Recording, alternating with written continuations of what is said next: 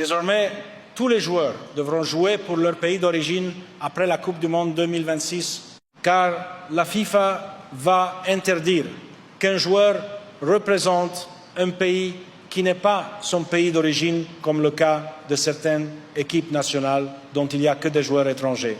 Le président de la FIFA, Gianni Infantino, a récemment affirmé qu'à l'issue de la Coupe du Monde 2026, une réforme majeure pourrait voir le jour concernant l'éligibilité des joueurs en sélection nationale.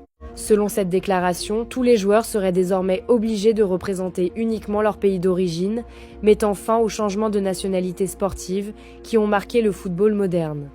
Cette décision viserait à renforcer l'authenticité et l'identité des équipes nationales.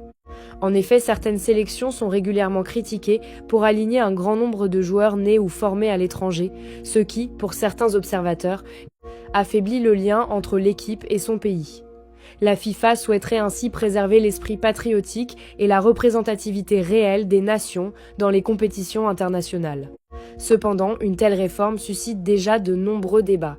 Elle pourrait pénaliser des joueurs issus de la diaspora, souvent partagés entre plusieurs cultures, et limiter leur liberté de choix. De plus, elle remettrait en question des règles établies depuis longtemps, notamment celles permettant de changer de sélection sous certaines conditions.